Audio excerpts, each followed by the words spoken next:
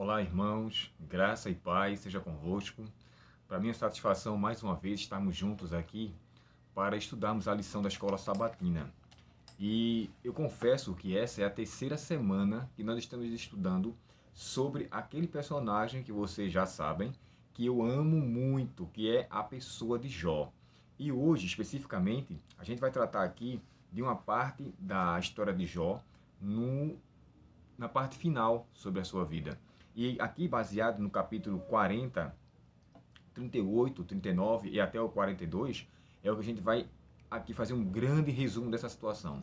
Você já conhece sobre a história de Jó, sabe sobre a sua pessoa, mas a lição começa com uma pergunta, né? Quem nosso pai é? Né? Só tem dizendo assim, quem nosso pai é? Quem seria Deus na situação adversa? O pai aqui está com letra maiúscula, logo não é um pai terreno, é um pai celeste, é um ser maior, um ser supremo. Só que o que me chama a atenção aqui agora, antes de entrar na história de Jó, é o que a lição traz para mim sobre um personagem chamado Oswald Chambers. Esse personagem aqui, ele era um escocês, a lição não entra em detalhes em relação à sua pessoa, mas eu gostaria de falar um pouco sobre ele para você. Esse, esse homem aqui, ele morreu bem jovem, com 43 anos, de um problema, de uma complicação de apendicite.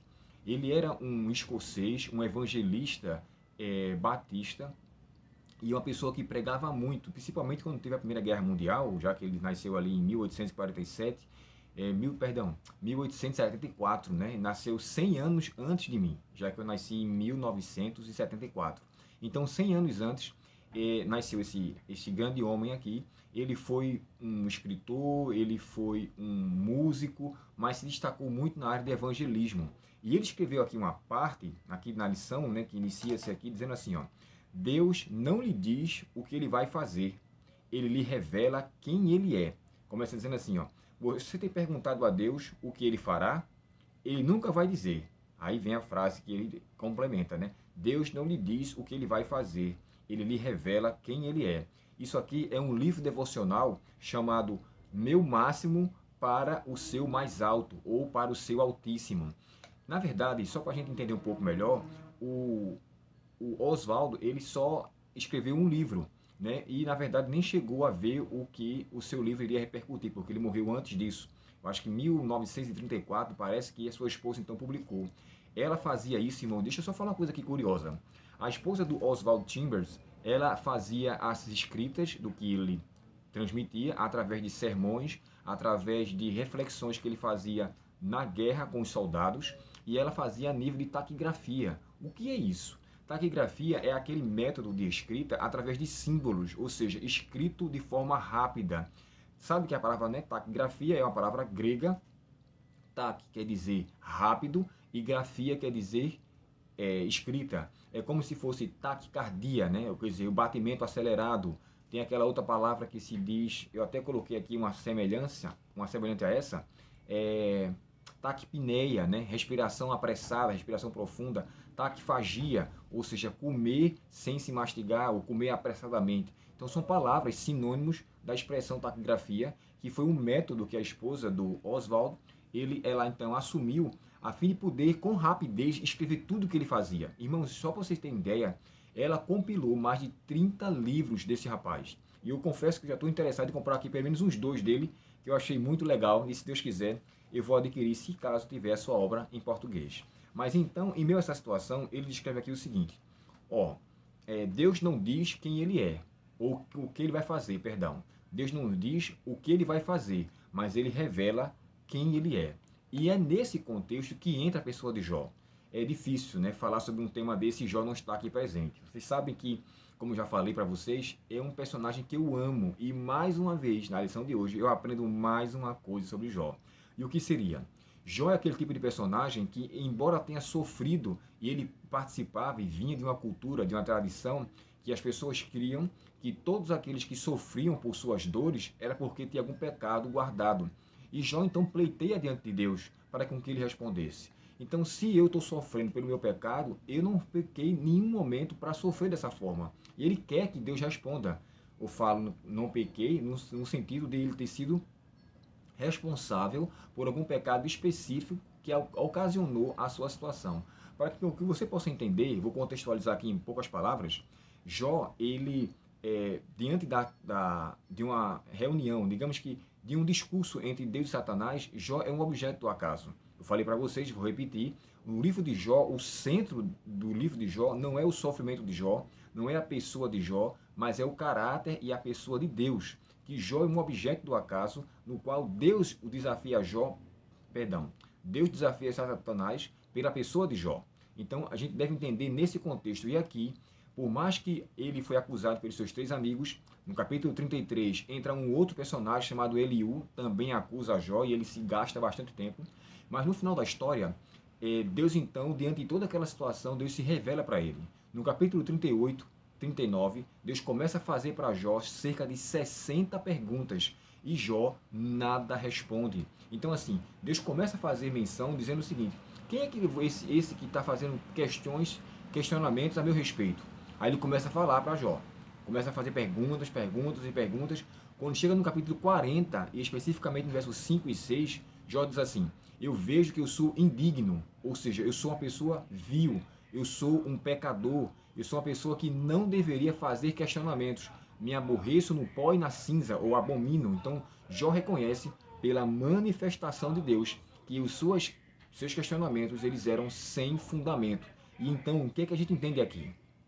Sabe, por mais sofrimentos que viemos a passar, e nós falamos sobre isso na lição de ontem, né? Quando mencionamos sobre Abacuque, e ele já começa interrogando, né? Nós falamos ontem, e que quando Abacuque começa o seu livro, ele fala assim: já não aguento de tanto perguntar, ou seja, ele faz menção de um questionamento que ele já fazia diversas vezes, mas quando é descrito, já se descreve uma questão que está ocorrendo naquele momento, mas que valida questionamentos que ele fazia já desde antes, né? Muito tempo atrás.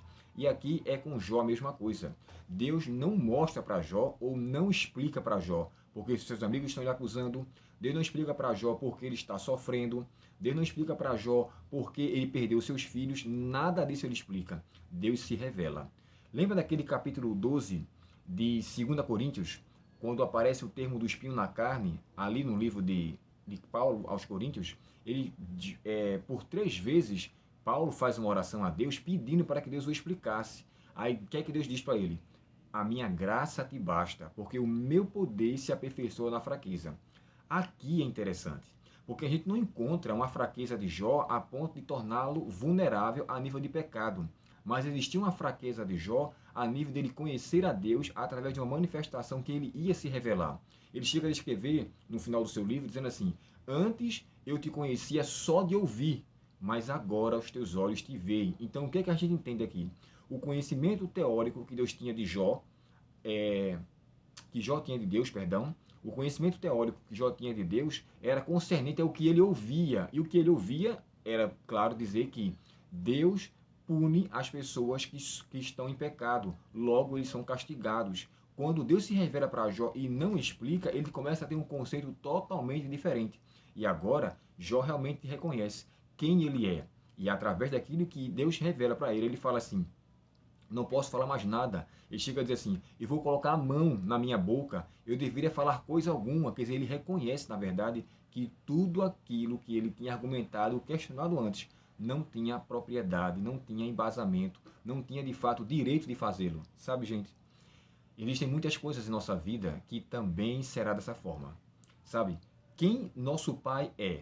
Por acaso, as dificuldades de minha vida me fazem eu perder de vista a essência de um paterno ser que me ama muito? O próprio Cristo disse assim: se vocês, que são maus, sabem dar boas dádivas aos vossos filhos, isso ele fala no Sermão do Monte, quanto mais vosso Pai Celestial vos dará o Espírito Santo aos que o pedirem? Sabe, irmãos, a gente tem ao nosso dispor uma pessoa maravilhosa chamada Espírito Santo. E essa pessoa Deus disponibiliza para nós. Deus está nos concedendo ele como um dom para que, através do nosso imerecimento, ele nos conceda uma condição de sermos achados em Cristo como, não como merecedores, mas como alguém digno que, pelo seu Espírito, alcancemos a salvação. A revelação de Cristo aqui, de Deus aqui para Jó, foi fantástica. E eu faço um apelo a você, que Deus se revele para você a cada momento de sua vida, que as dificuldades, embora sejam motivos de questionamento, motivos de objeção, não esqueça de quem é o seu pai. Você não é órfão nesse mundo, você não está sozinho. Deus é o seu pai e ele lhe ama muito. Então, questionamentos podemos até fazer, mas não duvide do cuidado, da bondade, da santa presença de Deus em sua vida. Jó, ele declarou aqui com toda clareza, né? Antes eu te conhecia só de ouvir, mas agora não. Agora o Senhor se revelou através de um redemoinho e Deus manifesta, na verdade, para ele quem Deus é. Que seja assim conosco também. Que assim como Paulo, né, no capítulo 5 da sua carta aos 2 Coríntios, capítulo 5, o verso 7, ele diz assim: andamos por fé e não por vista. Que nós não confiemos em nossos olhos, mas confiemos com os olhos da fé naquele que nos guarda, naquele que nos protege e que mesmo questionamentos não venham ser respondidos, saibamos que nós não estamos só. Nós temos ao nosso lado nosso Pai Celestial e Ele não deixou de ser nosso Pai mesmo quando as coisas adversas acontecem. Tá bom? Deus abençoe você, que lhe conceda um bom estudo na lição de escola sabatina no próximo sábado e que você reflita, sabe, sobre cada ponto que aqui foi mencionado, a fim de que o Espírito Santo germine em seu coração a boa semente e essa semente gere frutos e frutos para a vida eterna. Vamos orar? Querido Pai Celestial, obrigado por sabermos que o Senhor é o nosso Pai. Na oração modelo que o Senhor ensinou no Sermão do Monte, o Senhor nos disse que devemos orar dizendo: Pai nosso que estás nos céus. Esse Pai que nos ama, que cuida, que zela, que nos conhece, é o mesmo Pai que trabalhou na vida de Jó, é o mesmo Pai que incentivou Abacuque, é o mesmo Pai que está aqui ao nosso lado nesse momento. Pedimos a Ti, Senhor, que nos perdoe quando às vezes as condições de nossa vida nos fazem perder o senso de Tua presença, mas que nós, Senhor, embora possamos até questionar, não nos esqueçamos que a maior revelação é daquilo que o Senhor é e não aquilo que nossos olhos podem contemplar aqui neste mundo.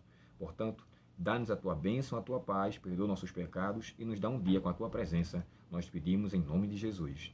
Amém. Mais uma vez, Deus abençoe você, lhe conceda um ótimo dia na presença de Deus. Se você tiver alguma dúvida sobre o tema apresentado, quiser deixar comentários ou fazer algumas perguntas, pode ficar à vontade, faça aqui, que num determinado momento e com o tempo, claro, a gente vai então e responde, tá bom? E se esse vídeo foi bom para você, compartilhe, curta, se inscreva e que nós possamos levar essa palavra de Deus a todos aqueles que estão ao nosso redor. Deus abençoe você.